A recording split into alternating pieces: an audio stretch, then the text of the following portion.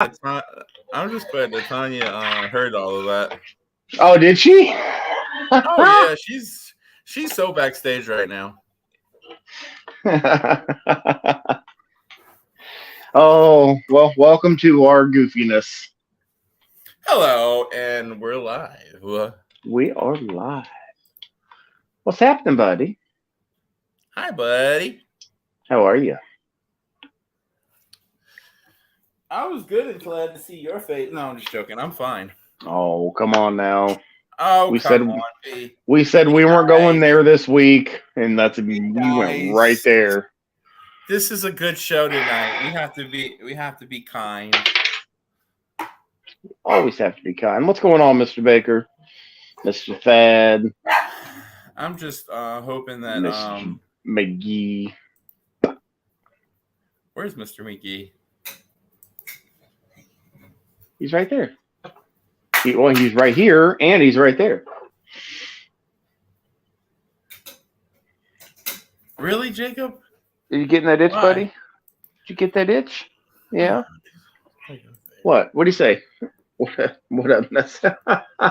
Oh, I know who that is. What's going on, Yukon? He even said Facebook user will be here tonight, and I knew immediately who he was talking about. So, how was your week so far, sir? I really can't complain. It's it's been kind of busy, this and that, and getting stuff done around the house. The only day that I really didn't have anything that kept me busy, pretty much all day was yesterday, and I mowed my yard and then blew the yard. What? Sig, quit messing up! You're messing up the bed. Stop it. Unless you're gonna make it, you can't do that because you don't have thumbs. Yeah, I'll give you that look. Country. What? Focus podcast. Don't worry about Sig. I did this last week. Why do we always have to focus you from Sig? So anyway, no, it was good. It's been. I blew leaves 3 times this week, but that's actually I like blowing my leaves. I gotta get the blower out and make my yard look nice and clean. So I always enjoy that. That's awesome. I did the same thing one day. I had to cut the grass and make it look pretty. It was Mr. Orton. That's Facebook user. Well, we have royalty here tonight. We do. Well, let's explain a little bit. Let's explain what you know. Just the basics before we just bring her in, so that she's not coming in completely blind. And you're way better at doing it than I am, or I would. Oasis House. They are a nonprofit organization. I feel like I'm on the spot because I see her staring at me, and I want to get this right. Like the heat is contagion now. It's no better than what she had to hear before we went live. No, Oasis House. It's a nonprofit organization, and they do wonderful stuff. Basically, they do amazing stuff, and just make sure you have your box of Kleenex ready, because I remember last year it got a little emotional around these parts. A little bit. Yeah. But with that, we have 7 viewers right now. Let's get into it so we can bring our legendary guest on.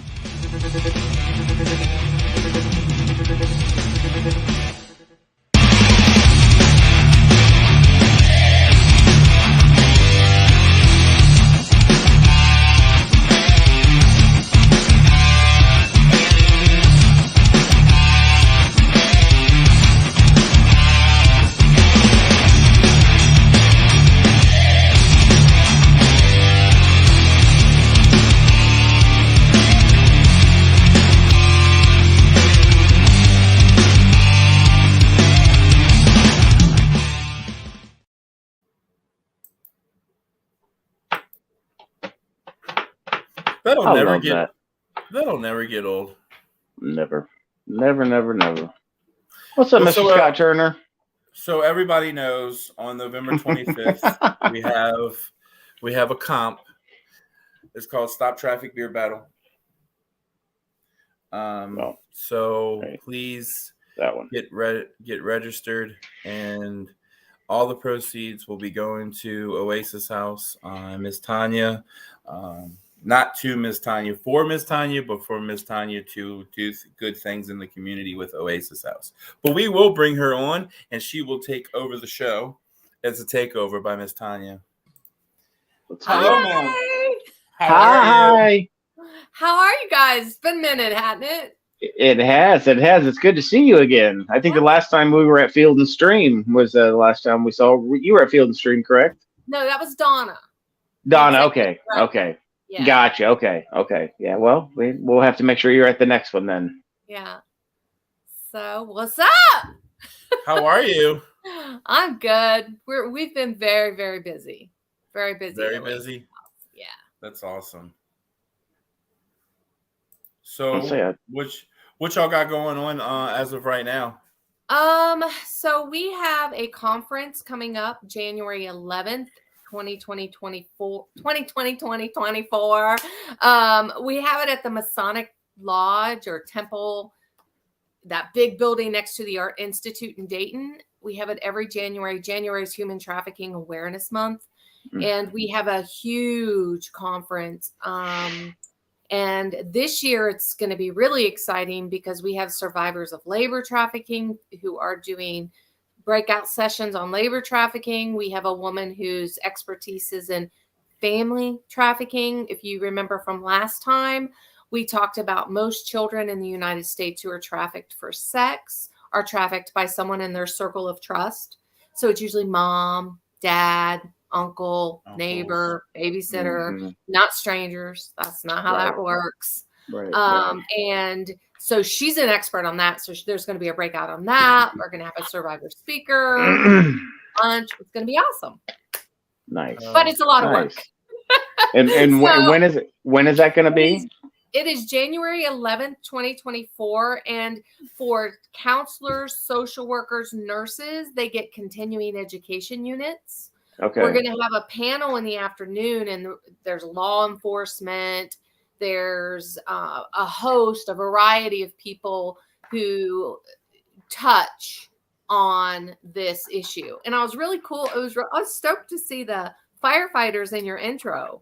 Yeah. Because I probably trained just about every firefighter, not every firefighter, but I've trained a lot of firefighters in the Miami Valley over the last 10 years.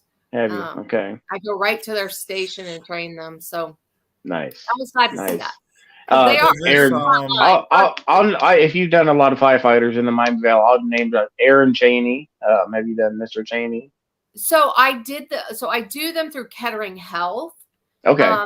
They schedule me. I've done fireman conferences. Right. I've done a lot, Nice. all the way up north. Well, I used to call it up north, but clear up just south of Columbus to Cincinnati. I've been just tons So this summer, country, correct me if I'm wrong, we were around 180 cases of water this summer that we did. And I think the final number was 191. 191. Yeah, 191 40 packs. Wow. Oh, yeah. That's awesome.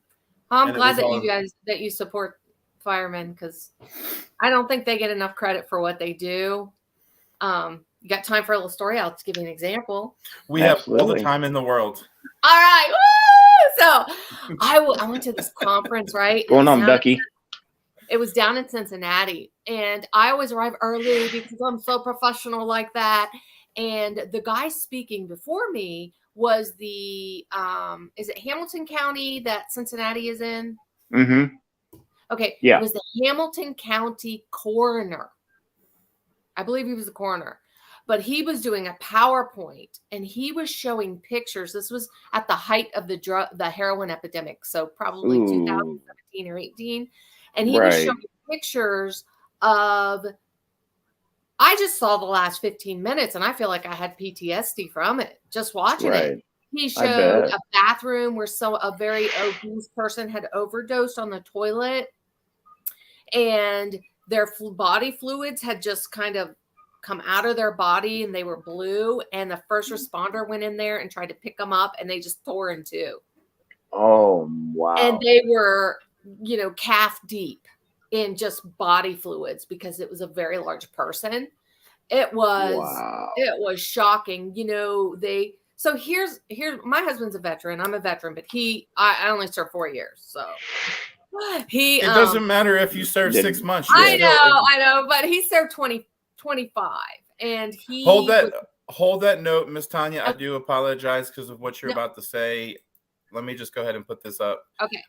This is everything that she will be saying is for educational purposes only. Okay, you can go ahead. Okay. So my husband is a veteran, and so I really understand PTSD. He's been deployed multiple times with battle buddy, the whole thing, right? And I was shocked. I don't know if it's changed, but at that conference, they were having an issue because imagine being in combat like all the time for a 20-year career. Imagine where you're seeing stuff like that every week. Babies beheaded in car accidents, just all that kind of stuff. No, and they were having a problem at the time with, I believe it was the state of Ohio. I could be wrong. Can't swear by that, but they were trying to get recognition as so they could get treatment for PTSD when they retired through their benefits. And at that time, the state of Ohio was like, no, it was like a negotiating thing.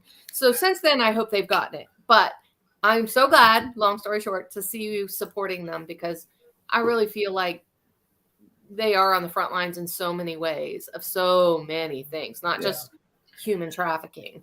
And they bear the brunt of that. We were able to hit a couple of the bigger city ones. Right outside of the bigger city ones, and then we were able to hit a couple of very small ones, like way out in the country, like township areas. That strictly rely on everything donated. And that was really cool to name some of them. Xenia Fire Department. Okay. So I'm thinking up north in Darke County. When I did their Darke County, and then what's right next to Darke? I'm horrible with you got Clark. You have Clark County right next to Darke. Okay, that's to the east. What's to the west? Well, whatever county it is, that's the county I went out to. Okay. So you were out there a little bit. Yeah. I was out there at several different places, but I'll tell you what's amazing about the smaller fire departments is they schedule me a few months out, they start advertising. They invite their entire community. And at one presentation, I walked in and it was standing room only. I was expecting, 8 or 9 firefighters, and it was boom, standing room only. So I love the way that they just draw their community in. They welcome them into the firehouse, and they're like, come hear about this topic. I thought it was really amazing. Yeah. Yep. Wow. That's crazy. The things like that are just, unfathomable, but I've got to realize that, it's real life and things like that do happen.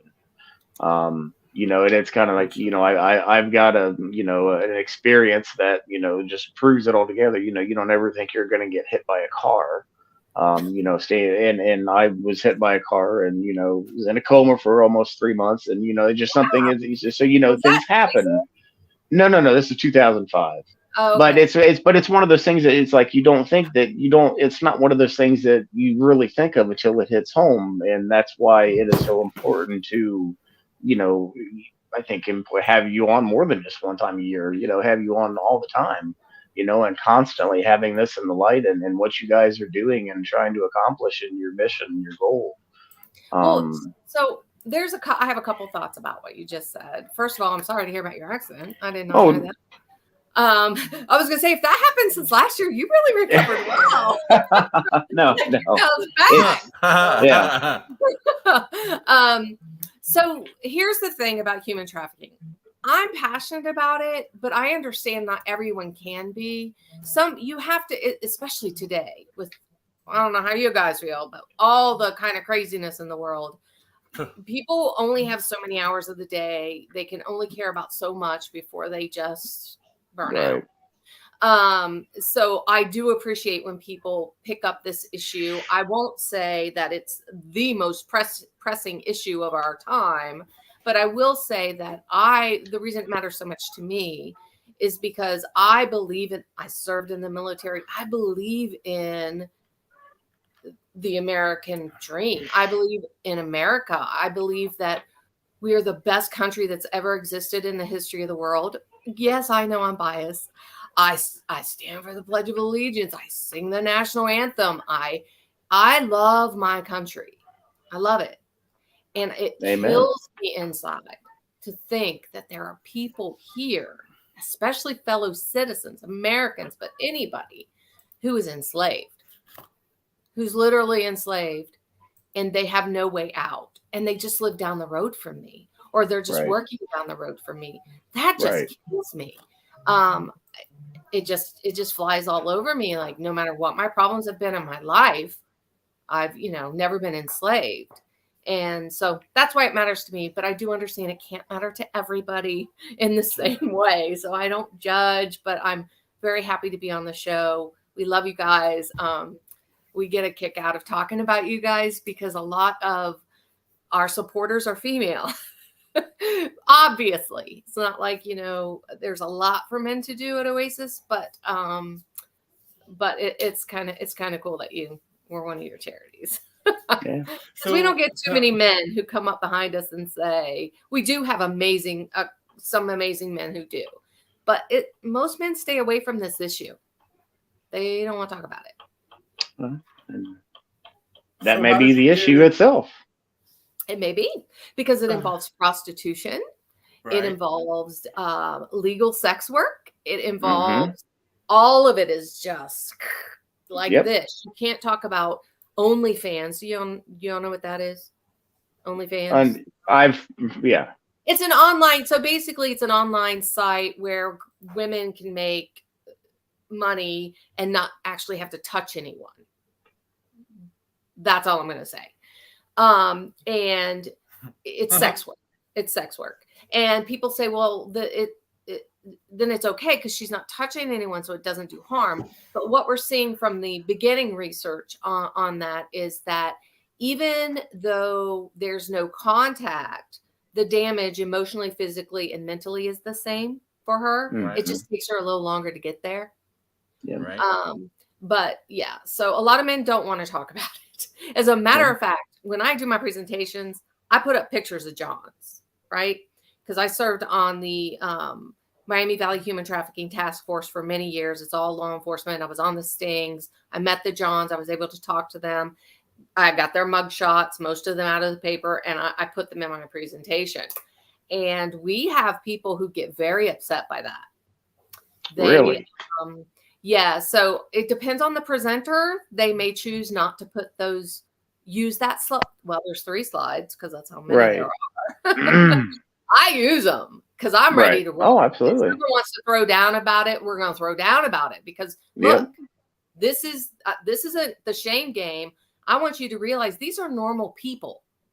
They don't have horns and tails. These are CEOs of companies. These are mailmen. These are people who work on the base. See, look how normal they are.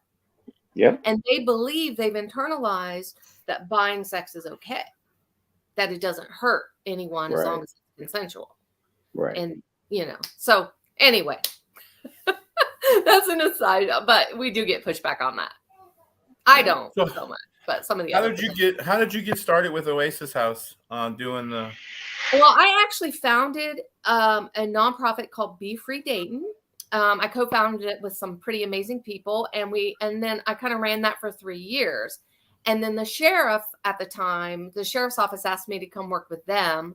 So I was like, okay, you guys got this. We were a national nonprofit. So I spent a year just traveling all over the country doing outreaches, looking for missing children who are at risk of being, trafficked, and training and all of that. So I went to work at the sheriff's office. And then after I left Be Free Dayton, they decided to merge with Oasis House. And then about 4 or 5 years after I was at the sheriff's office, Oasis House got a new executive director, and she approached me and was like, all this, a lot of this stuff, I just would love for you to come help us with. So I did a little volunteering, and then she's like, why don't you just come on board? So I worked both jobs for a long time. Now I'm just at Oasis. There you go. Okay. Yeah. And didn't something big, just a big bust just happen in the Dayton area? Dayton, Montgomery County Sheriff's Office, right? There's something came across right before we were here. I was getting ready to log on to here, and I didn't have a chance to check it out. But I was wondering. I'm not on their stings anymore, so I find out about them officially the way you do. Gotcha. Okay. So I can't comment on any of the latest ones, but I will tell you that Sheriff Streck is very committed to this issue. I know the number said like 175, and I don't know, what that entailed. Usually when you read that, I used to be a journalist back in another life. So let me tell you how this works. Okay. When you see listening. 175 rescued minors from sex traffickers, you really got to go in and look for the details. Because, for example, I don't know if you know this, but some research shows 80 to 90% of runaways are back home within 48 to 72 hours. Okay. So mom, my kid runs away. I go to the cop shop, or I call them and I make a report that my 16-year-old's run away. Okay. Right. And then I only have boys, so I'm going to say he, but I mean mostly she. So she's run away. Then say 2 days later, she comes home. Well, I'm busy. I'm working. I don't think anything about it. I don't call the cop shop and tell them, hey, Daphne's home. So what they have to do is required by law. They send that missing child report to the state.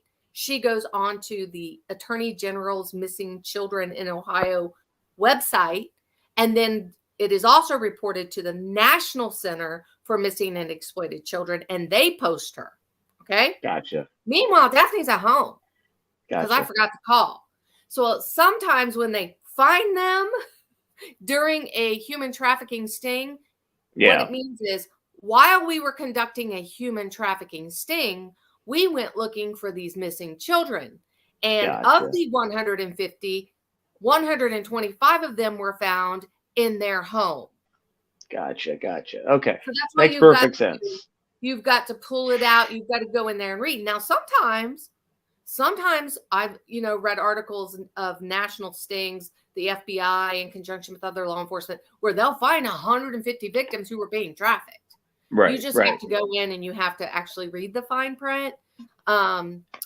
Just like when people see missing, like, we had 263,000 children reported missing in 2023. Sorry. I keep thinking it's 24. I don't know why. All year I've been writing 24 on everything. Hey, let's not get ahead of ourselves that quick. I know, because I'm afraid of 24. Even number years are never good for me. But or maybe well, anyway, so I won't go there. But so missing generally means about 90 to 95% of the time when you see missing, it means runaway. 4% of the time, it's usually a non-custodial parent or a family member abduction. And less than 0.5% of the time, and I said this last year, is it a stranger. We don't have a stranger danger problem in this country. We do not. We do not have one. You can look up the FBI statistics. Some years we don't even have 50 kids abducted by strangers out of the entire country. And with as many that do happen, that's sad and even sadder. Like, that's it. You want to say, that's good and sad, but there's nothing good about that. That's sad and sadder. Well, and what's sad is children are trafficked, and we have a 17-state research study that covered 17 states, and a third of the cases involved children. And the top 4 traffickers were mom, dad, mom's boyfriend or stepdad, and uncle. And I've seen that reflected in children that I've met who've been trafficked. Well, think about it, and this is gross, and I hope I didn't use this last year, but if you have a 10-year-old little girl, say. I do. Think about that, 5th grade. I do. 5th grade. I do. Right? Yep. Fifth grade. She has vaginal and anal tearing, and you do her laundry. How do you not know that? You know, with I children, notice everything. especially, Yes. sex is very dangerous and it's very messy. There's no way you're taking care of that child and doing their laundry and not noticing that. That's And how many parents definitely calls for concern. Let their 10-year-old just go off with, it's just, people don't want to hear that. And it's Right. awful. And I train parents on how to identify a predator in their family. Right. And that comment that Jacob just said, the stranger danger hurt more than it did good. And I think that that's true in more cases than not, because a lot of people are truly just want to, like, again, I can use myself for an example. I'm 6'5", 240 pounds, and I've got tattoos up and down both arms, and I've got a big beard, and I've got a bald head, and I've offered to hold doors open for people. I've offered to help, elderly people put groceries in the car, and they just look at me like they're terrified, or I get a rude response, and it's like, and I'm not, I'm just trying to help. That's so I truly agree with you on that one, Jacob. I think that one really did do, And it got, during COVID, it went crazy. # save the children. People came for me. Like, they came hard for me. But I just showed them the data. I'm like, look, you can lead a horse to water. Here's the FBI stats. This is how many kids were kidnapped last year, according to the FBI. This is how many were recovered. This is how many are missing. Depending on the year, 40 to 60% of children who are kidnapped by strangers are raped and murdered. They're not trafficked. It's too dangerous. Right. It's too dangerous. So it is usually someone in the circle of trust. So I teach parents and caregivers how to identify someone in the house or in the family, and then also how to identify people who are reaching out to children online, through games, all that. Oh, here we go. We have another veteran that just put a comment up. Yeah. Ducky's a member of our East. Yeah, he's a...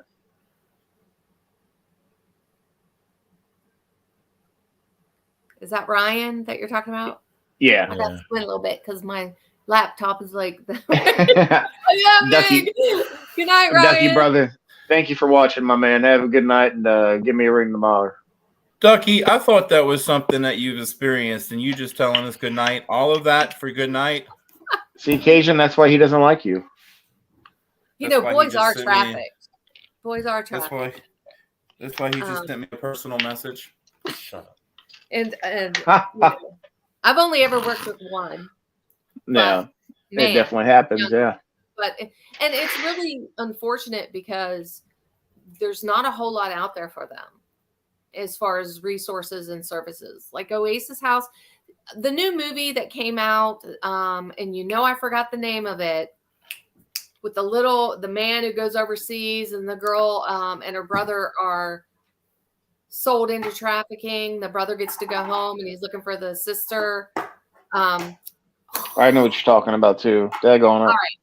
All right. That is not how trafficking happens in America. But what I like to tell people is this. Imagine if that little girl was never rescued and she grew up. That's who we help. Gotcha. That's who we help.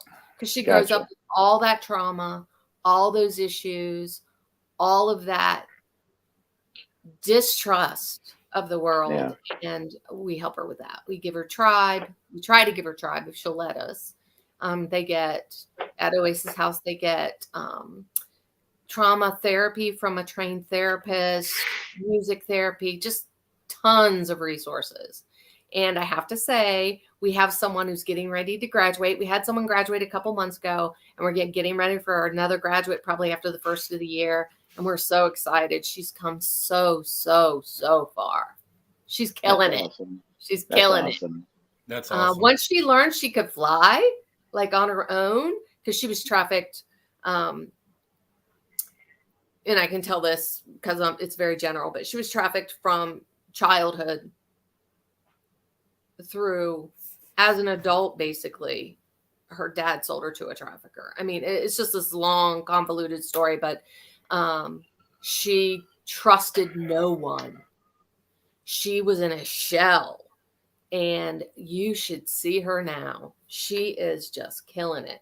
And that's how survivors tend to do once they get a deep breath, they get a little healing, And they know they're tend to, safe. yeah, they tend to really do well. Not all of them, because not all of them are ready, but that's okay. Right. We're here I one day. just, as a parent, I just, you say, you know, but by the father or by the mother, and I hear you saying it, and I'm watching you say it, and it's still, I can't fathom that. As Well, a they do parent it myself, I for just cash. can't fathom it. I know. They do it for cash. They do it for material goods like rent, and they do it for drugs. Those are the top Yeah. 3 reasons when they were busted that they gave. Wow. Did you know so that incredibly sad. A child that lives in a home with a stepdad is 20 times more likely to be sexually abused than a child who lives with mom and dad, like bio mom and dad. However, I'm sorry, that not stepdad. I take that back. Mom's boyfriend. When mom has got a boyfriend living in the house, that child is 20 times. Doesn't make him a predator. I'm just telling you, statistically speaking, that child's chance of being sexually assaulted has gone up 20%. Now, how do you say that it doesn't make him a predator? Well, because not every boyfriend is a predator. That's what I mean. No, because if that was what she said, because if that was the case, then I would be considered a predator. Because when Kaylee and I got together, I was living in the house with Colton, and right, exactly, and you're not a predator, so that, but so he falls in the 80% of kids, the 80 percentile. Yeah, but 20, but it goes up. It goes up by about 20%. 20% is still just 20% is more than I'd risk. Yeah, like just way too much. I wouldn't shack up just because. You see this guy that just commented, PJ, he has a daughter, and I know how I talk to him all the time, and PJ is super close to his daughter, so I know this hits home. I have an 18-year-old daughter. Let me talk to PJ for a second. PJ, focus. He is on. This is all you need to do with your daughter. Not all, but this is what you need to do with your daughter. From the time they're 2, most people don't start at 2. You have a continuous conversation about her private area that her bathing suit covers and how no one is supposed to touch that.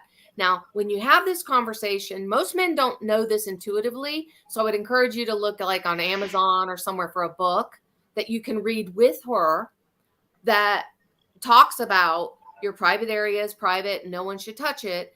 And then communicate to her. And if someone did, it's not a good thing, but you're not in trouble, but daddy needs to know. Because what I have found is most people are not, they may have that conversation once when their kid is like 8. Right. You need to start from as soon as 2. That's your private area. You don't put your hand in your diaper. You don't touch that unless you're in your room by yourself. That's how you can start it. What you do in private, that's a private thing. You go to your room and do that. I don't want to say it, or whatever. However you talk to your kids. Every kid is different, so I can't really give you the language. But the gist is you just start training them that everything that their diaper covers is private. Everything that their bathing suit covers is private. And give, especially PJ, your little girl, the ability to say and the permission to say, I don't want to hug him. I don't want to hug her. You know how, I don't know when you guys were kids, but when I was a kid, I was always told, you're going to hug this person. You're going to hug that person. You need to be polite. You need to hug. What's that teach me? It teaches me I don't have control over my own body when it comes to family and certain members of the family. I don't have body autonomy. Let her say no. If she doesn't want to hug anybody that day, don't force it. If she doesn't want to hug you that day, don't force it. And then the final thing, so there's 3 things, not just one, sorry. And then the final thing that you're going to want to do is you're going to watch. Just watch and listen. Is there a man in her circle of trust or a teenage boy who is tickling her? I know it's awful, guys, but I tell my parents all the time, if your daughter is 4 or 5, she shouldn't be sitting in her uncle's lap. I know it's not fair. Because this is why. This is what a predator does. A predator says, I'm tickling you, but your parents, right in front of your parents, right? You're sitting in my lap right in front of your parents and everybody's okay with it. So then the kid thinks, okay, so then this is okay. So when the predator does it in private, the kid thinks it's okay because mom and dad never said anything. He tickled me in front of them. So I have a rule. I tell people all the time, you need to really, until your kids can understand that subtle difference, maybe just have a rule. If they don't want to touch someone, they don't have to. And nobody, dude, you're 45 years old. My daughter doesn't need to be sitting on your lap in a dress. Right. I agree. In a diaper, maybe. But after that, and then maybe talk to her about young ladies don't, or whatever your language is. But as soon as you okay it, it opens them up to, because the predator's watching. Like, what's okay with mom and dad? They're already in good with the family, so you already trust them. And you're going to make that exception for them because that's just Uncle Buddy. It's my brother. He would never. Right. Well, in this day and age, my husband said he would never put a little girl on his lap. Niece, nephew, granddaughter over the age of 2, just not going to do it. Because he doesn't want her to, kids can't differentiate. They're black or white. Grandpa does it. So it might just be okay, period. Right. It's why they blame themselves when mom and dad get divorced. Because they love mom and they love dad, but divorce is bad and somebody has to be to blame. So it has to be me. Because they're good. They're black and white thinkers. So you just got to kind of meet them at their level. Sorry I went on with that. And at Oasis last time, we talked a lot about child trafficking. And one of my friends watched and she was like, you guys don't even do child trafficking. I'm like, but all of our women have been trafficked as children. So we have a lot of information that people need to understand and know to keep it from happening so we don't have to give her services as an adult. Right? And PJ, look at me now. Now I have something to say. Take that damn credit card away from her. How old is she? She is. At least she's 15. 15. Oh, okay. And her name is Riley. Hi, Riley. So 15 is different. Look, here's how I feel about this. You raise your children to be adults, not babies. You know what I'm saying? If you've met some recent 20-year-olds like I have, you'd be like, are you grown?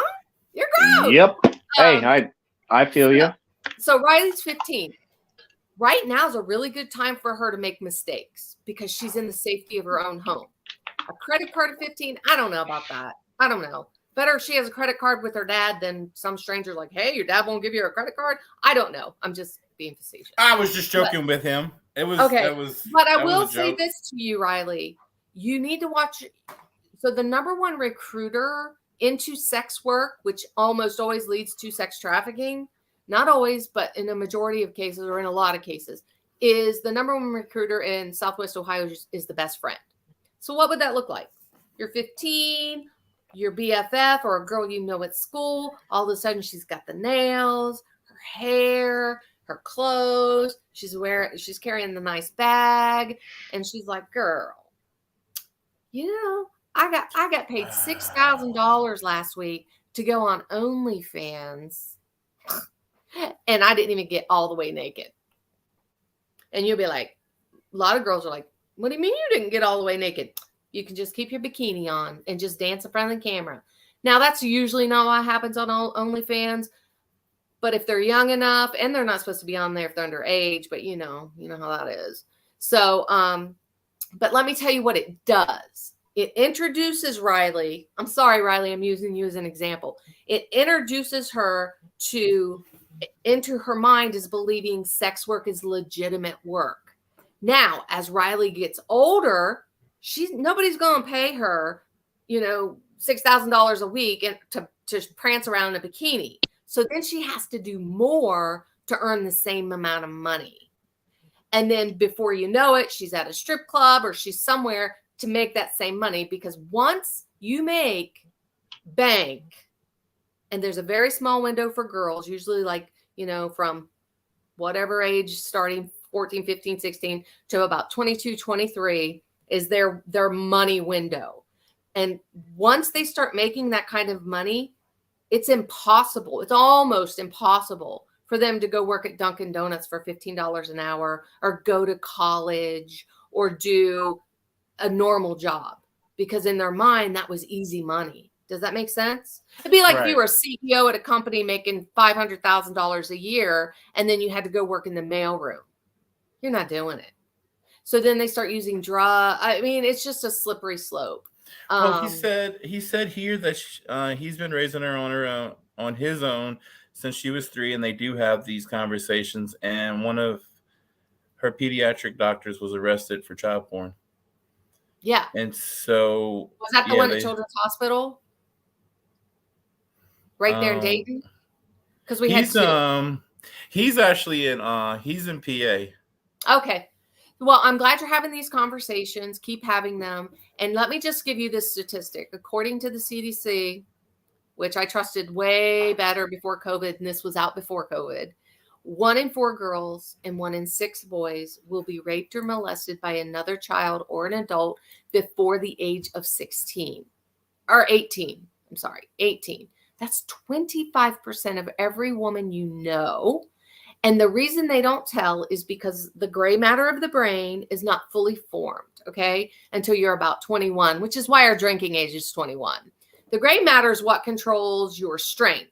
It's why teens are so easily manipulated, because they don't have that strength of personality and character yet. But what happens is that I have no idea where I was going with that. Where was I going? I was talking about Riley. What was I going to tell her? Here's why they don't tell. Because they have shame. Mm-hmm. If it felt good, because a lot of times it feels good, right? Especially when it's a friend. They have shame and they think there's something wrong with them. But here's what I tell them when I train schools. There ain't no shame in it. Don't worry about the shame. Because what happens is, if it happened when they were 10 and it felt good, they probably did it to someone. Right? If their neighbor touched them when they were 10 and it felt good, they probably touched someone. So now they're a perpetrator. Not really. So unless, the kid was 2. But I talk to kids and I say, it's okay to tell someone. In the state of Ohio, they can get free counseling. I think it's up to 5 free counseling sessions without telling their parents if they've been if they have an issue. All right. Because the last people they usually want to tell is mom or dad, because they don't want to disappoint them. Right. So make sure Riley has somebody she can tell, who she doesn't care if she disappoints, but can help her. And make sure it's female. Sorry, Riley's probably like, Dad, you told him my name. Riley's famous around here. She kick butt and take names. Oh, Riley's famous around here. I don't do auctions without Riley here. If we have an auction on air, Riley has to be here. Hey, Riley, by the way, I mined this diamond earlier today, so we can auction that bad boy off. I'll let you do that. I'll let you bid on that. Riley? Starting bid 50 grand. Riley's like, come on, Dad, let's do it. Yeah. Please. Just outbid yourself, Dad.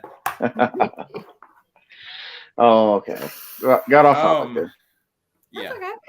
Off topic. I posted this for you, Tonya. Oh, thank you. Look at you. I didn't know I gotta put my glasses on and see that. I gotta put Miami County. There is Miami. Nothing less than dark. So yeah, I was in Miami. Okay, so you were up in the Greenville, Troy area. Yeah. I love Troy. Yeah, Troy, they have their little town square in the wintertime is one of the prettiest areas in Ohio. Yeah, I volunteered for one of their festivals when it had this band, these guys. Strawberry. Booth. Yeah, the Strawberry Festival, something. Mm-hmm. It was awesome. Yeah, they do the Strawberry Festival. Yeah. She's ready. She's ready to bid, right? Riley, start it out. Oh my God! I looked on my desk and there was a diamond sitting there. So Riley, you start it out, kiddo, and it's yours. Everything will go to the comp. That's Nice. hilarious. Jacob, have a good night, brother. Thank you for tuning in, bub. Facebook user said 50 cents. 50. This is you know how I had to dig down like 25 feet and through all kinds of bedrock. You a And damn lie. well, maybe, but still, Got the out story, of the story is what sells it. So leave me the hell alone, Cajun. I went through 3 dinosaurs to get it. All right, so it's gonna take more than 50 cents. Are we talking to Tanya about sex trafficking, not about diamonds that you got out of the gumball machine? Well, do you guys have any questions? I mean, I feel like last year I don't know. I can't even honestly. I've done so many presentations. Sometimes it's hard to remember what I said. Honestly, I think you covered, a lot of the stuff that people might have wondered. You covered it pretty well, and Yeah. I think honestly, my first question that comes to mind is, will you be willing to come onto the show, a few times a year versus just one, and talk about this on a more of a regular basis? Sure. I mean, I'm happy to do that. We could even break it down. We could have a parent training. We could have a kid training.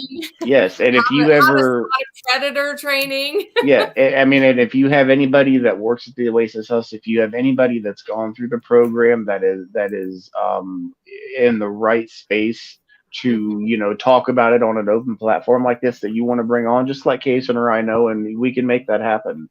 Okay. I will tell you that state standards and Oasis House policy, it usually takes a while. Okay. Meaning,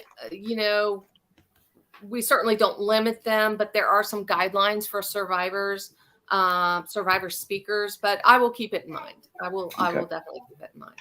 Absolutely. And like I said, the offer, I know that, we said it last year. And again, if, I'm just 50, I can see downtown Dayton, from if I step out on the front yard. So, if there's anything that I can do, we've got several members in Ohio too now. If there's anything that we can do to help you in the Oasis House out, please don't hesitate to reach out. And we're right there for you. All right. Tanya, how can other people in other states help out? Well, you know what I'm going to say, right? Donate. But let me tell you, let me walk you through real quick what not a typical, but a journey looks like for a woman who comes to Oasis House. So they go to our website, oasisforwomen.org, and they fill out a form, an application. They say, I need some help. A lot of them usually are one step from being homeless if they're not homeless. They've left their trafficker, or they're coming out of incarceration and they've been trafficked their whole life, or they were working in a strip club and it closed, whatever. Whether they've been trafficked, but as long, they've been in the sex industry. So they fill that out. They don't have to download it. They just fill it out. We get it immediately. Our executive director, who you all met, Donna, she's a bit of a badass. Can I say that on Facebook? You can. She is. She was a probation officer for 30 years. She's got that steel, solid core, but she has more compassion and mercy and grace than anyone I've met in my life ever. I'm like, how were you a probation officer? Because, by all accounts, she was a good one. Yeah. So she just is the perfect person. She knows the world the way it is.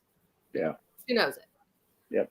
But she'll do things like, we have certain rules in the house, and there are some non-negotiables. It's a safe house. If you disclose the location, if you bring someone there, you're asked to leave. We can't put the other residents in jeopardy. You agree to that when you move in, you sign papers, all that. Yep. I've seen her be very merciful, not on that, but on very similar kinds of things that don't have to do with safety. That my first instinct was, she's not ready. We need to let her go. Right. Because I know my personality, I tend to learn things the hard way. So I recognize that in other people. Donna gives a lot of grace, but so she gets that application, and almost immediately she will reach out to them, regardless of the day. I mean, we're supposed to work Monday through Friday. We're kind of regardless. And then we start talking, and then we get the woman to do a couple, like write 2 pages about your life or whatever. And that gives us some information about them before they come in the door. They come to the office and they get an interview. I might be there. Dawn is always there. One of the other staff, sometimes 2, maybe the house mom is there of our residential house. And we just chat. We just see where she is. We see if we're the right organization for her. Right. If she has severe mental illness, we're, and it's untreated, she can't really take care of herself. That's not us. We can't help her, but we don't let her leave. Like, sorry, we can't help you. Peace.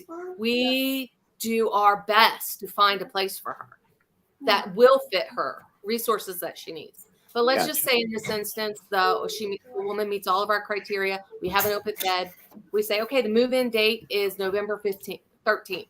And she may say, well, I don't have anywhere else to stay. And we'd say, okay, then move-in date is, in a couple days. How about that? We just got to get the room ready. Right. She moves in, and we have a residential handbook. And the on-site case manager goes over every single page, every jot and tittle with her. She learns what her rights are, what the expectations are. So, for instance, not everybody does this, but we do, because I was in the military, right? I know attention to detail is more about than, just making your bed. It's teaching you how to pay attention when you go for a job. A lot of these ladies have never had a job. So Monday through Friday, they have to be up by 900, breakfast done, daily chore done, beds made, bedrooms clean, ready to go. And if they work, they have to do all that before they go to work. And I have a woman who goes to work like at 5:30 in the morning. And she gets up and takes care of business before she leaves. But they don't pay rent. And one of the requirements is they have to work. So whatever job they can get. Now you may think, oh, well, that's easy, Tonya. Just go to McDonald's and get a job. Well, not really. Right. Most people come with a criminal history, no GED, no social security card, no birth certificate, no identification, thousands of dollars in fines, and several warrants. Not usually, but a lot of times they're even from out of state. We have to deal with all of that before they can even get an ID card to get a job. And then it's just one thing after another. Then, so I encourage them to get 2 jobs. You're going to be with us a couple years. Why waste your off time? You're not in jail. They're not in jail. And so they earn points. They earn points for making their bed, for doing their chores, for making good choices, nutrition choices, coming in on time, on curfew, all of that. They get points. And then once every 2 weeks, they come into our office and they get to spend those points at our point store. And our point store is filled with brand new items that have been donated to us. Somebody just bought hundreds of dollars worth of items on Amazon and had them shipped to our point store. And it's just luxury items that they normally can't afford. Fingernail polish, scarves, hairbrushes, shampoo and conditioner, nice items. I say nice to them because they can't afford it.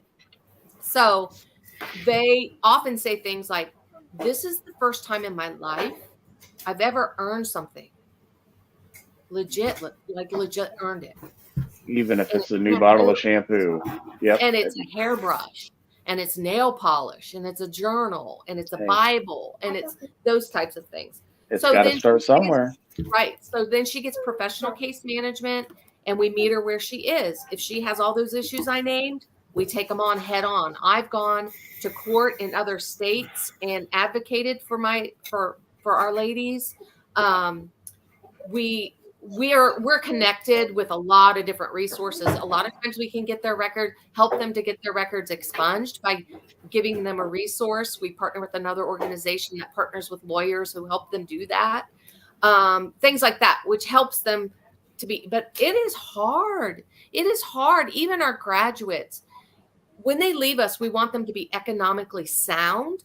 So that means have a vehicle that they've purchased. So the first year they save, hopefully pay their fines, pay their all that stuff, save for a car. Sometimes we pray for a donation and it comes through, and they get this vehicle, and then they have to pay for insurance. Right. Well, you know how much insurance costs? I was just quoted for a woman who has been driving as an adult for just under 6 months. $2,000 is the lowest she can find for 6 months. Now, what? $2,000. $2,000. She had that. She's had it. It wasn't her fault. Someone hit her, but they don't care about that. So it's just little things like that. They'll build up $4,000 or $5,000, and then boom, insurance, $2,500. It's just constant. So you ask what we could do. Donate. We need money to keep our. We have very low overhead because nobody's full time. Nobody's full time. We say that. Because nobody's paid to be full time. It's a ministry for me and for Donna. I did it for free, not at Oasis House, but at every other place I ever worked for free, 40, 50, 60 hours a week. So this is my ministry, right? But yeah, Donna's very good with money. And then every year we put out an annual report, and it shows you where every dime goes. Right. And we post it. Usually we post it on our website. So you don't even have to ask for it. It's just right there.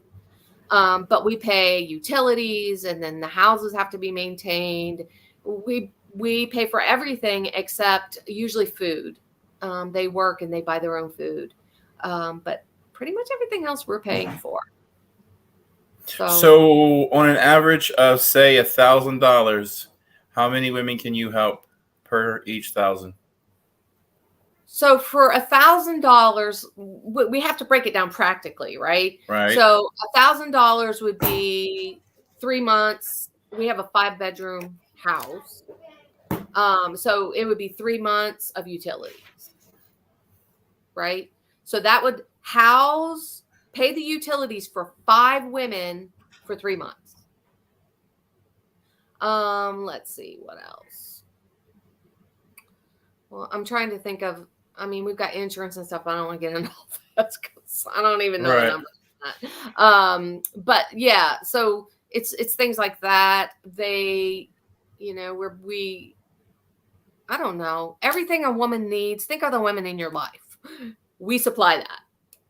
So maybe $1,000. $1,000 for basic necessities. When they come in, we give them, like, they're allowed to bring 1 plastic tub of belongings, but then we give them a welcome basket.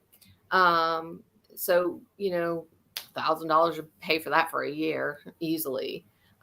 Just to make sure they have nice, fresh, new fluffy towels and, nice stuff. Make them feel like royalty. Yeah. Well, we want them to know they're loved, and right when they come to us, the only thing they ever have identified usually as love is stuff. Right.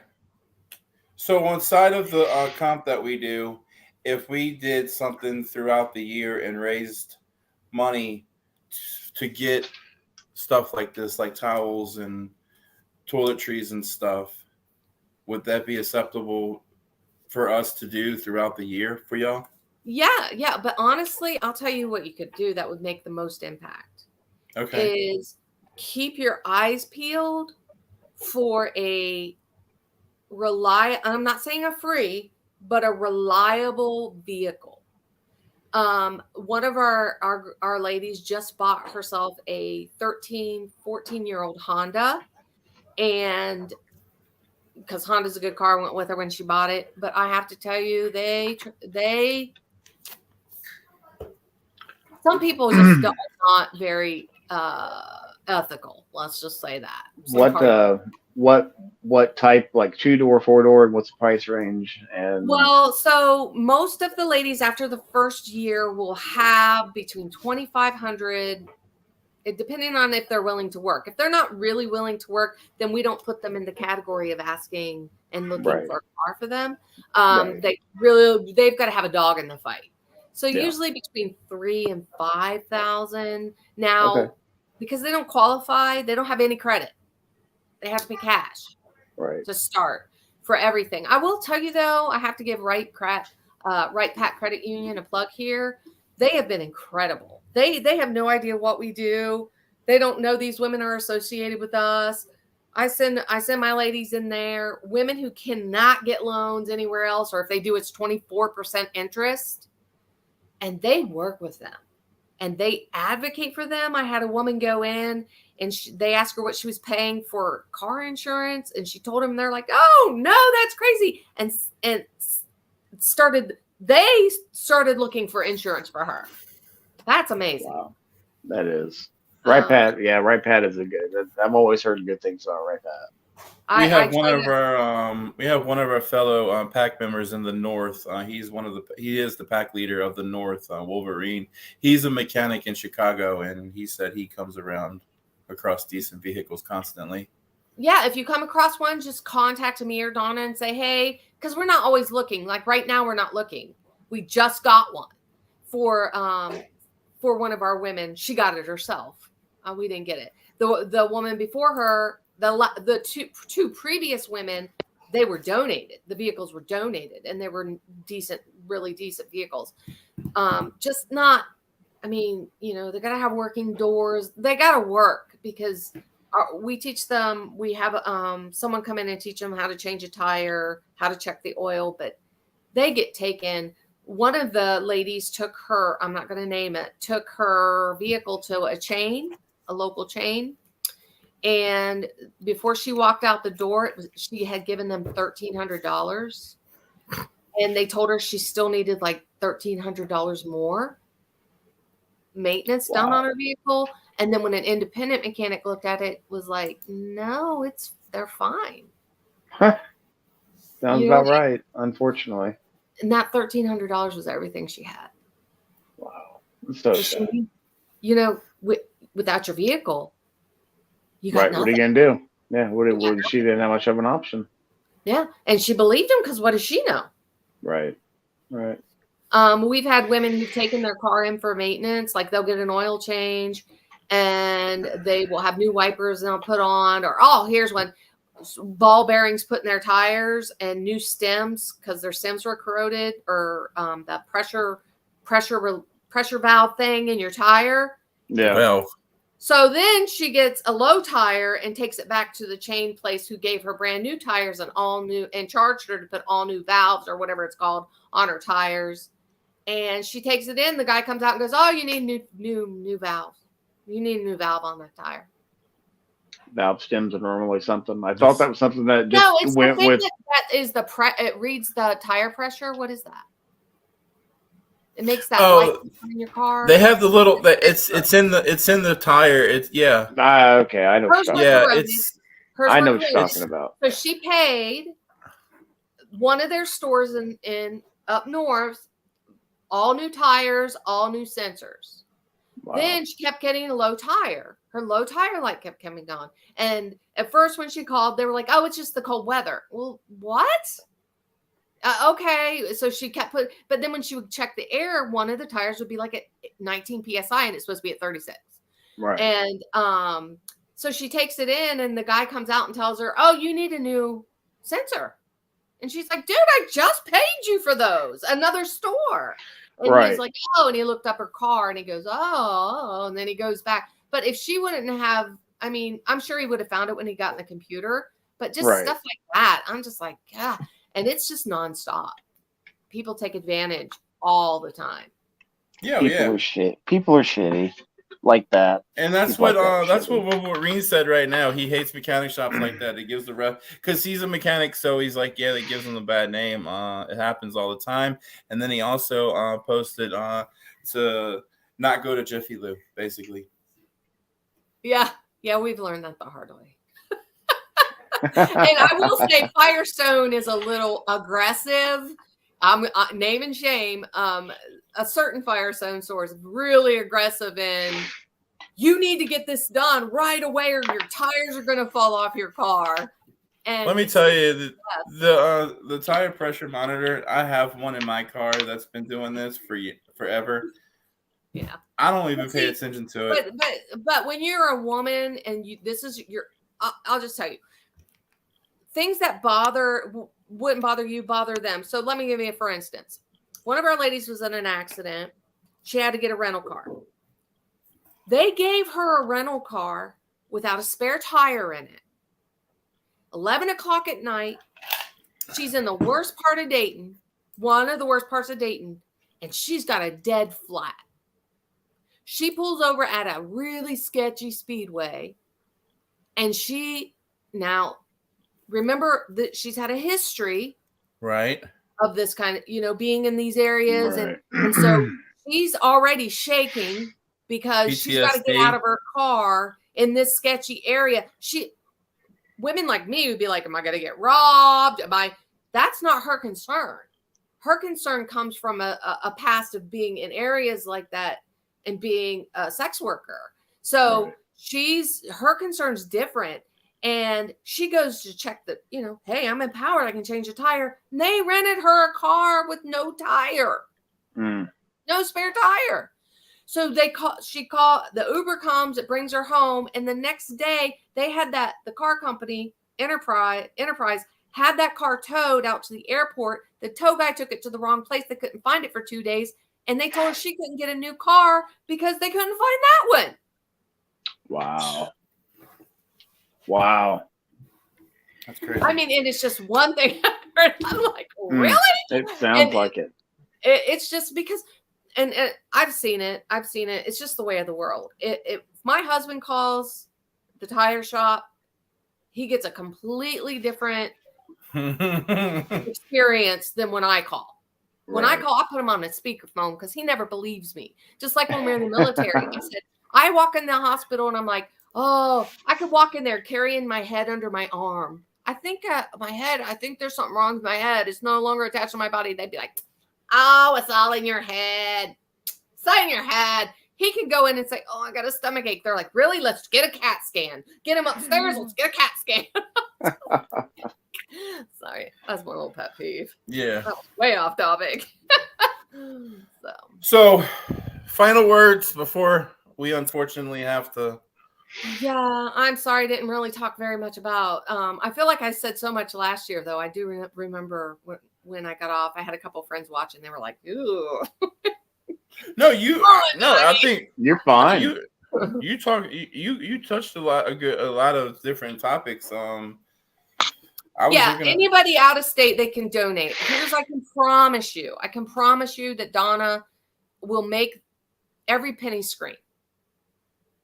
There's no penny that does not scream when it leaves her hand, for bills, for anything. So that is one of the things. You can look for good use, call us. If you find a really good used car, give us a call, see if we're looking, because that was really hard. We were like, looking at, we finally mostly had to just go to the dealer because we couldn't trust anything on Facebook Marketplace. Right. Because I'm like, that's a nice car, but there was lots of sketchy stuff on there. So they've been in wrecks, or they were flooded, or I don't know. These guys go and buy cars that have been totaled, and then they fix them and call it, and then get new VINs. Do you guys know about that? I know you get salvage titles, but. Yeah, but they don't call it salvage title anymore. They call it something title. So if you don't know anything about cars, you're like, oh, well, I don't know what that means. Right. Until you start asking questions. And then if you do run a Carfax on it, no accidents come up because it's a new VIN. Right. And it's been, the doors don't shut right. Right. It's been to hell and back 3 times. Yeah, there's a demon in the trunk. So right. There's a been an accident. The doors don't shut right. And the guy's like, that's funny. Rock bottom price, and it's oh my. Like, no, I don't think so. All right, guys, I'm gonna let you go. Thanks for having me. Yeah. Yes, ma'am. Go ahead. No, I was just going to say, Miss Tonya, thank you so much for coming on. It's been, like I said, it's occasion. Thank you so much. We will, as Country said earlier, we will definitely have you back on before November of next year. We'll start doing this and keeping in touch with you and have Maybe you on. January. It's Human Trafficking Month. And what Yeah. I wanted to ask you, what is, because all of the months they have like pink is for cancer, breast cancer. What is the So January is Human Trafficking and Awareness Month, and the color is blue. blue? Blue. Okay.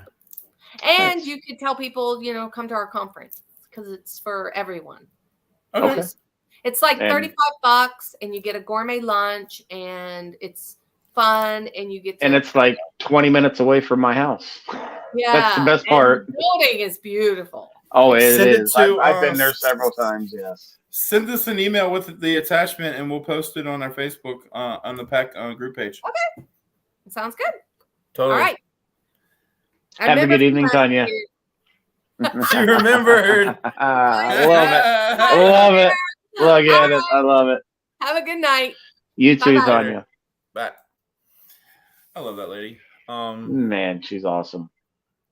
So we don't technically have a show for next week, but when we do, we will be doing a giveaway, because if y'all remember last week, we did the auction, and Mike Baker did he threw in a paid registration for our comp. Well, the person that won that auction was PJ. This is basically two things in one. And PJ, You didn't think this all the way through before you started talking, did you? PJ cannot register. PJ cannot register for the comp because PJ is one of the judges. So there, y'all have the first judge. PJ Oh my Carroll God. is the first judge. No,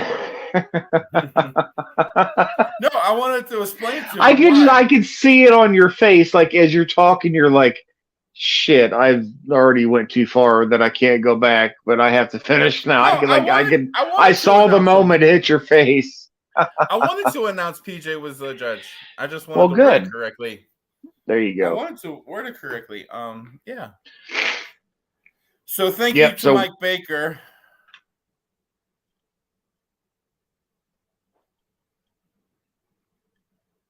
But he's a judge. He can't do that. Maybe they wanted to say he can't. I don't. Regardless, we will come up with the show for next week. We always do. You never know what's going to happen. Who knows? Who's going to be on? Who knows? PJ, who knows? Maybe I'll go undercover somewhere. Maybe you're going to be in somebody's fucking refrigerator again. No. I'll do. You won't even know where I'll be. It'll just be somewhere completely off the grid. Off the grid. Off the grid with country. What do you think about that? Never know. I want to thank everybody. Thank y'all for tuning in and staying loyal to us. It means the world to us. It really does. I don't really give a fuck what country thinks, but it means the world to me.